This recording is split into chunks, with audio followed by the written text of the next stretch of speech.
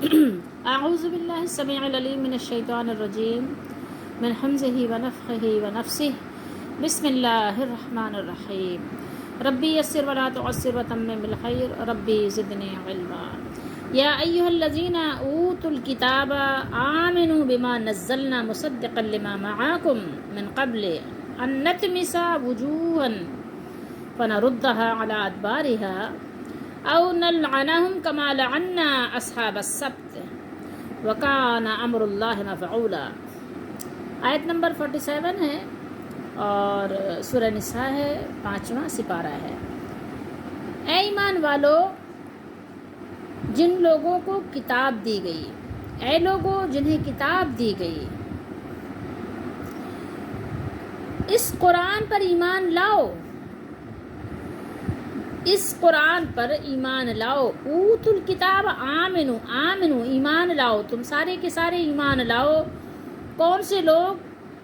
قرآن سے پہلے جن لوگوں کو کتاب دی گئی ان لوگوں کو اللہ تعالیٰ مخاطب کر کے فرما رہا ہے کہ اس کتاب پر، قرآن مجید پر تم سب لوگ ایمان لے کر آؤ۔ آمنو،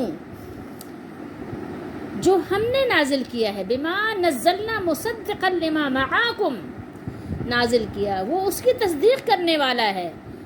کیا کر رہا ہے؟ مصدق ہے، یہ مصدق، تصدیق کرنے والا ہے جو تمہارے پاس ہے۔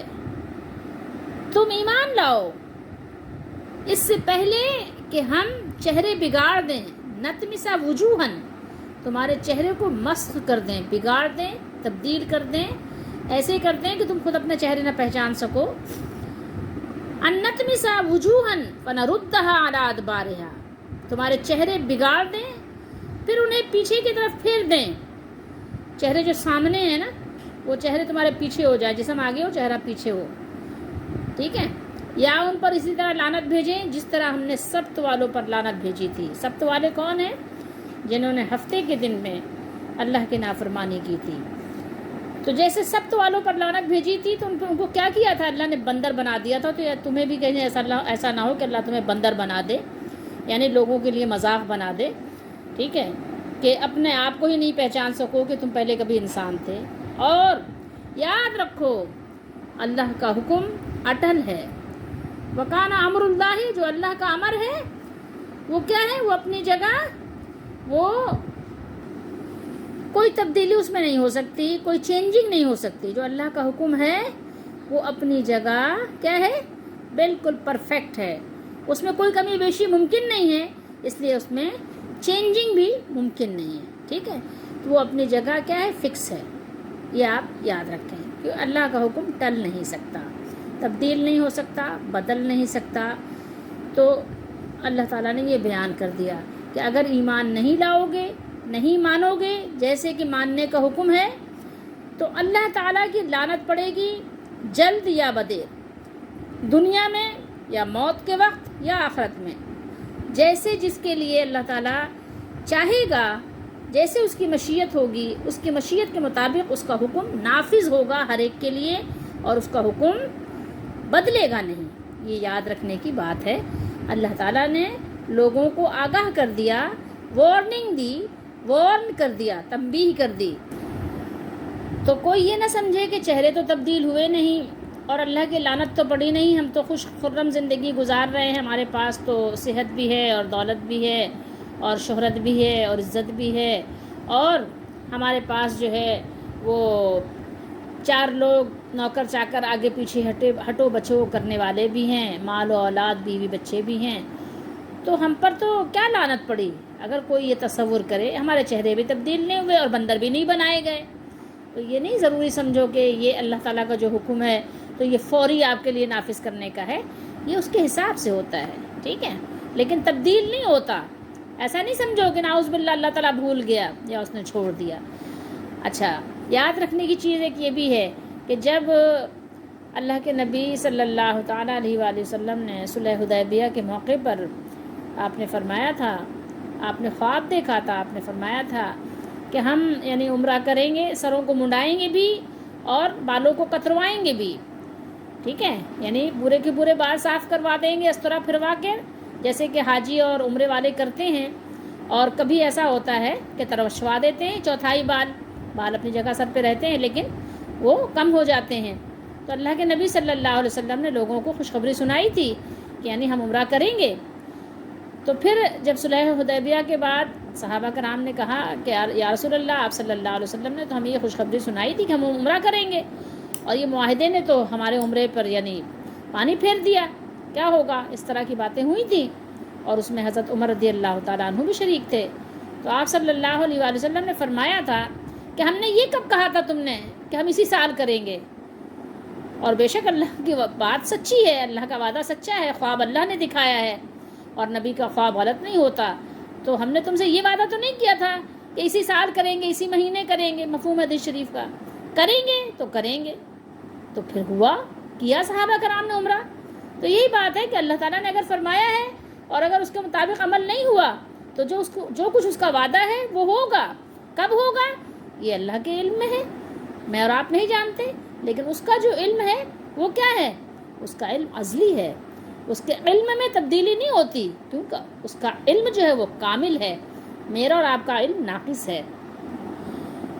یا ایھا الذین اوتوا الکتاب، یہود یا اہل کتاب آپ کہہ لیجئے، کہ ان کے جو معاملات تھے، جو ان کے معمولات تھے، اللہ نے ان کو بیان کرنے کے بعد اب اس آیت میں انہیں ایمان کی دعوت دی، اور ہٹ دھرمی سے احکام الہی بجا نہ لانے پر وعید سنائی کہ اگر تم اللہ تعالیٰ کے احکامات کو نہیں بجا لاتے، اس پر تم عمل درآمد نہیں کرتے، تو ان کو اس بات پر کیا کیا گیا؟ وارن کیا گیا، کیونکہ یہود عالم تھے اور علم و معرفت کے باوجود کیا کر رہے تھے؟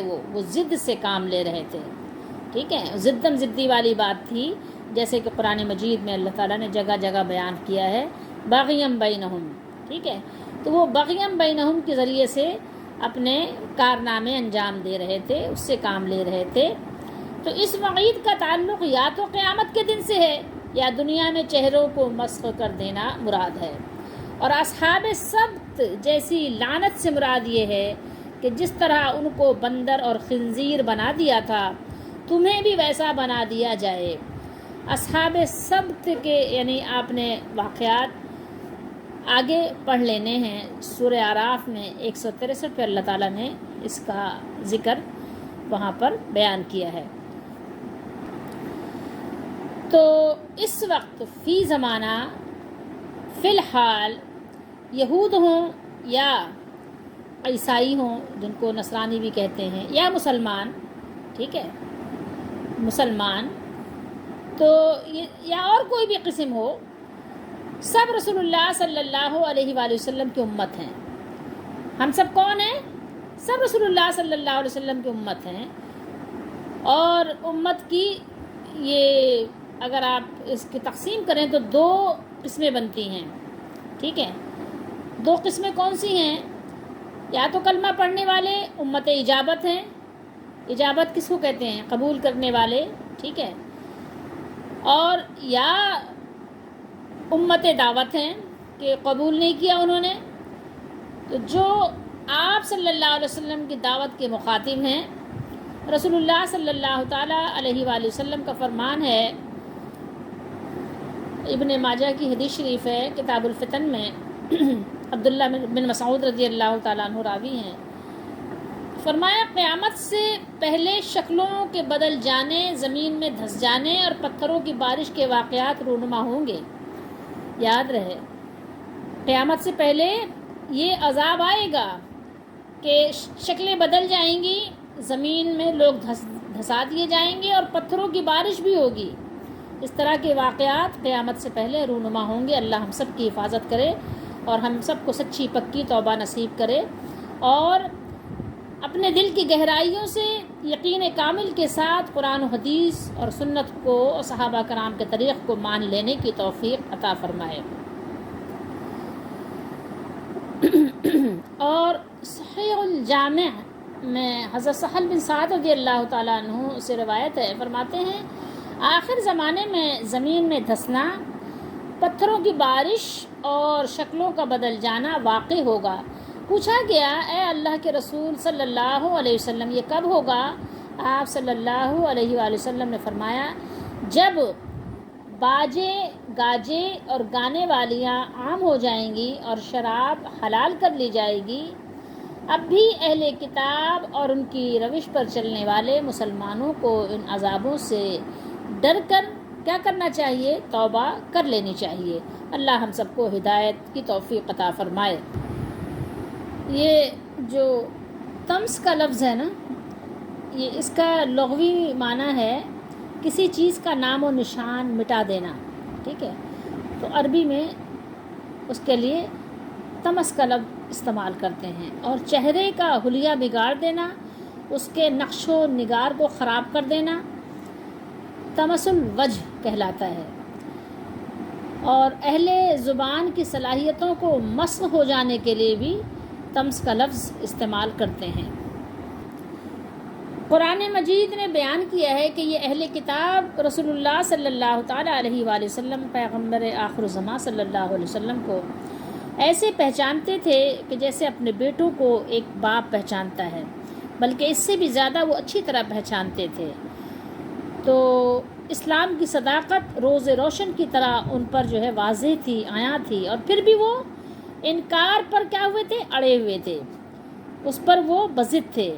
تو ان کو اللہ تعالیٰ نے تنبیہ فرمائی کہ باز آ جاؤ، یہ ضد اچھی نہیں ہوتی، اور اگر تم حق کے سامنے جھکو گے نہیں، مانو گے نہیں، تو یاد رکھو حق پذیری کی صلاحیت سے ہی محروم کر دیے جاؤ گے۔ تمہاری آنکھیں دیکھ تو رہی ہوں گی لیکن حق کو پہچان نہیں سکیں گی، آنکھیں ہوں گی لیکن آنکھیں کام نہیں آئیں گی، تمہارے کان ہوں گے، بظاہر سن رہے ہوں گے، اپنے مطلب کی بات تو ان کو سمجھ آئے گی کہ کیا کہا جا رہا ہے، لیکن حق سننے سے کیا ہوگا؟ وہ بہرے ہوں گے، ان کے کام ان کو کام نہیں آئیں گے، لیکن حق بات کو وہ سنیں گے نہیں، ٹھیک ہے؟ وہ سننے کی صلاحیت سے محروم ہو جائیں گے، محروم کر دیے جائیں گے۔ اس سے پہلے کہ حق کو سمجھنے سے محروم کر دیا جائے انسان، اس کو توبہ کر لینی چاہیے۔ اللہ تعالیٰ نے اہل کتاب کو حکم دیا ہے کہ وہ اس کتاب عظیم کے ساتھ ایمان لائیں جسے اس نے اپنے بندے اور محمد صلی اللہ علیہ وآلہ وسلم پر نازل فرمایا ہے، پھر جس میں ان کے حالات و واقعات کی تصدیق بھی ہے۔ قرآن تصدیق کر رہا ہے پچھلے واقعات کے بھی، تورات کی بھی، انجیل کی بھی، زبور کی بھی، اور زبور کی بھی، صحیفوں کی بھی، اور اللہ تعالیٰ نے انہیں سرزنش کرتے ہوئے فرمایا من قبل ان نطمس وجوہا فنردها علی ادبارها، قبل اس کے کہ ہم چہروں کو بگاڑ دیں پھر انہیں پیچھے کی طرف پھیر دیں۔ اوفی نے حضرت ابن عباس رضی اللہ تعالیٰ عنہما سے روایت کیا ہے کہ طمس کے معنی اندھا کرنے کے ہیں، اندھا بھی کر دے اللہ تعالیٰ، وہ قادر ہے، وہ جو چاہے کر دے۔ تو فنردها علی ادبارها، پھر انہیں پیچھے کی طرف پھیر دیں، یعنی ان کے چہروں کو ان کی گدیوں کی طرف پھیر دیں۔ جسم آگے ہے اور منہ آپ کا کی طرف پیٹھ کی طرف ہے، ٹھیک ہے، اور وہ الٹے پاؤں چلنے لگیں۔ ایسا بھی ہوتا ہے نا کہ جیسے کہ آپ نے سنا ہوگا کہ کبھی کبھی کسی زمانے میں ایسی افواہیں آتی ہیں نا کہ ایک چڑیل دیکھی، بڑی خوبصورت تھی، سب کچھ تھا، لیکن کسی کے پیچھے بھاگی تو پتہ چلا یہ کہ اس کے پاؤں الٹے تھے۔ اس طرح کی کہانیاں بھی سننے کو ملتی ہیں نا کبھی کبھی کہ ایسی چڑیل ملی، فلاں کو ملی، کسی اسکوٹر والے کو مل گئی، کسی کے پیچھے بھاگی، کسی کو کیا کیا۔ تو اسی طریقے سے آپ سمجھ لیں کہ اگر آپ کو کوئی ایسا انسان مل جائے سامنے سے کہ جس کا چہرہ ایک طرف ہو اور جسم دوسری طرف ہو، تو ظاہر ہے انسان ڈر کے مارے بھاگے نہ، کہ ظاہر ہے کہ کون سی مخلوق ہے۔ ڈرنا چاہیے، اللہ تعالیٰ کچھ بھی انسان کو بنا سکتا ہے، اور اس کی حکم عدولی کرنے کا نقصان انسان کچھ بھی بھگت سکتا ہے۔ تو اللہ تعالیٰ ہم سب کو ایسے حالات سے بچائے کہ ہم اس کے نافرمان بنیں اور اس کے غضب کو اپنے اوپر اوڑھیں۔ تو اللہ تعالیٰ ہم سب پر اپنی رحمت فرمائے۔ تو اللہ نے یہاں بیان کیا کہ ان کے چہرے اللہ پھیر دیں اور وہ الٹے پاؤں چلنے لگیں، اور ان میں سے ہر ایک کی گدی پر 2 آنکھیں لگا دیں، ٹھیک ہے۔ امام قتادہ اور عطیہ اور اوفی کا بھی اسی طرح قول ہے۔ تفسیر ابن ابی حاتم میں۔ خیر، تو یہ بدترین سزا ہوگی، اور در حقیقت یہ مثال ہے اس بات کی کہ انہوں نے حق کو ترک کر کے غلط طریقے کو، باطل راستے کو اختیار کر لیا ہے، اور روز روشن کی طرح منور اور واضح اور کھلی ہوئی جو راہ ہے صراط مستقیم کو چھوڑ کر گمراہی، دلالت کی پگڈنڈیوں کو اختیار کر لیا ہے، پگڈنڈی پہ چل رہے ہیں، ایک مین شاہراہ روڈ سڑک کو چھوڑ کر کس پہ چل رہے ہیں؟ ایسی گندی پندی جہاں گٹر بہہ رہے ہیں ایسی پگڈنڈی پہ چل رہے ہیں، کبھی ادھر گر رہے ہیں کبھی ادھر گر رہے ہیں، جن پر اپنی پیٹھوں کے بل الٹے چلے جا رہے ہیں، سیدھی بات سمجھ نہیں آ رہی ہے، بالکل الٹا دماغ کام کر رہا ہے۔ تو یہ ایسے ہے جیسے کہ بعض لوگوں نے حسب ذیل ارشاد باری تعالیٰ کے بارے میں بھی اسی طرح فرمایا ہے، اِنَّا جَعَلْنَا فِي أَعْنَاقِهِمْ أَغْلَالًا فَهِيَ إِلَى الْأَذْقَانِ فَهُمْ مُقْمَحُونَ وَجَعَلْنَا مِن بَيْنِ أَيْدِيهِمْ سَدًّا۔ سورہ یاسین میں اللہ نے فرمایا نا، ہم نے ان کی گردنوں میں طوق ڈال رکھے ہیں اور وہ ٹھوڑیوں تک پھنسے ہوئے ہیں، لہٰذا وہ سر اوپر اٹھائے ہوئے ہیں، اور ہم نے ان کے آگے بھی دیوار بنا دی ہے۔ یہ در حقیقت ایک مثال ہے جو اللہ تعالیٰ نے ان کی دلالت کو اختیار کرنے اور ہدایت سے رک جانے کے بارے میں بیان فرمائی ہے۔ او نلعنہم کما لعنا اصحاب السبت، یا ان پر اسی طرح لعنت کریں جس طرح ہفتے والوں پر کی تھی، یعنی جنہوں نے مچھلیوں کے شکار کے سلسلے میں حیلہ بازی اختیار کر کے ہفتے کے دن سرکشی کی تھی، اور اس سرکشی، نافرمانی اور حیلہ بازی کی سزا کے طور پر اللہ تعالیٰ نے انہیں بندروں اور خنزیروں کی شکل میں مسخ کر دیا، جیسا کہ اللہ تعالیٰ نے اس کی تفصیل سورہ اعراف میں بیان فرمائی ہے۔ وَكَانَ أَمْرُ اللَّهِ مَفْعُولًا، اور اللہ نے جو حکم فرمایا سو سمجھ لو کہ ہو چکا، یعنی جب اللہ تعالیٰ کوئی حکم فرما دے تو کوئی اس کی مخالفت نہیں کر سکتا، کوئی اس کو ٹال نہیں سکتا، کوئی اس میں رد و بدل نہیں کر سکتا، اور نہ اس کے واقع ہونے سے کوئی اس کو روک سکتا ہے، ہرگز نہیں، اس کا حکم ہر صورت میں پورا ہو کر رہتا ہے۔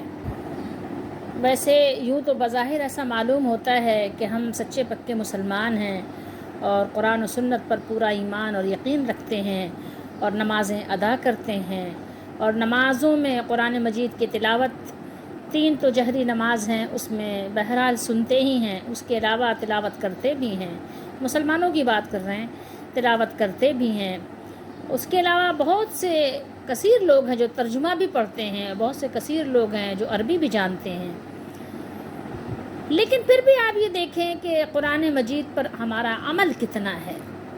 اصل بات دیکھنے کی یہ ہے کہ ہمارا اپنا خود ذاتی طور پر ہم اپنی ذات پر قرآن کو کتنا نافذ کرتے ہیں، ہماری زندگی میں قرآن کتنا نافذ ہے، دیکھنے کی بات یہ ہے۔ دیکھنے کی بات یہ نہیں کہ ہمیں قرآن کتنا آتا ہے، ہمیں دیکھنے کی، غور کرنے کی بات یہ ہے کہ ہماری زندگی میں قرآن نافذ کتنا ہے، اس کا نفاذ کتنا ہے، اس کو ہم کتنا اپلائی کرتے ہیں اپنے اوپر، امپلیمنٹ کتنا کرتے ہیں اپنے پر، اپنے گھر والوں پر، اپنے چاہنے والوں پر، کتنا اس پر عمل ہے ہمارا، یہ دیکھنے کی چیز ہے۔ آپ بتائیے کہ کیا یہ آیات معمولی باتیں ہیں؟ جو رب العالمین کا بیان ہے، جس نے نازل کیا ہے، یہ اسی کا بیان ہے، یہ قرآن کسی اور کا کلام نہیں ہے، میرے اور آپ کے مولا، مالک، مالک کل، مالک کائنات، ہر چیز، ذرے ذرے کا مالک اور ہر چیز سے خبردار، اور اپنے بندوں کا پیدا کرنے والا، بتدریج ان کو پالنے والا، ان کی پرورش کرنے والا، ان کو بہم روزی پہنچانے والا، ان کی ہر چیز کا انتظام فرمانے والا، اس مالک نے یہ بیان کیا ہے، اور سب سے زیادہ اپنے بندوں سے محبت کرنے والا، سب سے زیادہ مہربانی کرنے والا، وہ ارحم الراحمین ہے، وہ ارحم الراحمین ہے، اس نے خود اپنے آپ کو فرمایا ہے کہ وہ ارحم الراحمین ہے۔ جتنے بھی رحم کرنے والے ہو سکتے ہیں، ماں باپ، اساتذہ، وغیرہ وغیرہ، لیکن اللہ کا رحم سب سے بڑھ کر ہے، اس سے زیادہ کوئی رحم نہیں کر سکتا۔ اس نے یہ باتیں بیان کی ہیں۔ مجھے اور آپ کو ڈرنا چاہیے، تو پورے کے پورے قرآن پر ایمان لانا چاہیے۔ یہ بات صرف اہل کتاب کے لیے نہیں ہے۔ اہل کتاب تو وہ تو تھے یا ہیں، لیکن میں اور آپ، ہم تو اور آپ تو دعوے دار ہیں کہ ہم اس نبی محمد رسول اللہ صلی اللہ علیہ وسلم کے امتی ہیں، اور ان پر قرآن نازل ہوا۔ کہتے ہیں ہم تو متشدد ہیں، ہم تو تشدد پسند ہیں، ہم تو نبی صلی اللہ علیہ وسلم کے محبت میں لوگ اپنے آپ کو کیا نام دیتے ہیں، مجھے تو وہ نام نہیں یاد آ رہا ہے، کہ دقیانوس ہیں یا جو بھی ہیں وہ نام دیتے ہیں۔ تو بھلا بتائیے تو صحیح کہ اگر آپ واقعی اللہ اس کے رسول سے محبت کرنے والے ہیں اور دین اسلام کے نام پر آپ واقعی متشدد ہیں، تو پھر آپ کا عمل کہاں ہے؟ یہ باتیں کس کے لیے ہیں؟ کیا کافر کی کوئی الگ سے کوئی فیکٹری ہے کیا؟ نہیں، یہ جو انسان بستے ہیں انہی میں سے دو کیٹیگری ہے، ایک کافروں کی ایک مسلمانوں کی۔ تو صرف زبان سے کہہ دینا یا صرف عبداللہ نام رکھ لینا کافی نہیں ہے۔ احسان کیجئے اپنے آپ پر۔ کیا احسان کیجئے؟ احسان کیجئے کہ قرآن کا عامل بنائیے اور قرآن کا عالم بنائیے اپنے آپ کو، قرآن کو سمجھیے بھی اور اس پر عمل درآمد بھی کیجئے۔ ورنہ یہ بات صرف اہل کتاب کے لیے نہیں ہے، آپ بھی تو اہل قرآن ہو، قرآن والے ہو، آپ کے پاس قرآن ہے۔ اگر آپ کی زندگی اس کے مطابق نہیں ہے تو آپ کے لیے بھی اللہ رب العالمین کا یہی حکم اور یہی فیصلہ ہوگا جو کہ اللہ تعالیٰ نے یہاں بیان کر کے سب کو آگاہ کر دیا، سب کو تنبیہ کر دی۔ اب آپ کی مرضی ہے، جو چاہے اپنے رب کی طرف اپنا راستہ ہموار کر لے، اپنا راستہ بنا لے۔ اللہ تعالیٰ ہم سب کی دستگیری فرمائے، اور بے شک اللہ اس کی دستگیری فرماتا ہے جو اس کے راستے میں کوشش کرتا ہے اور اس کی طرف، اللہ تعالیٰ کی طرف اپنا راستہ بنانا چاہتا ہے۔ اللہ ہم کا سب کا حامی و ناصر، ہمارا مددگار ہو اور ہماری دستگیری فرمائے۔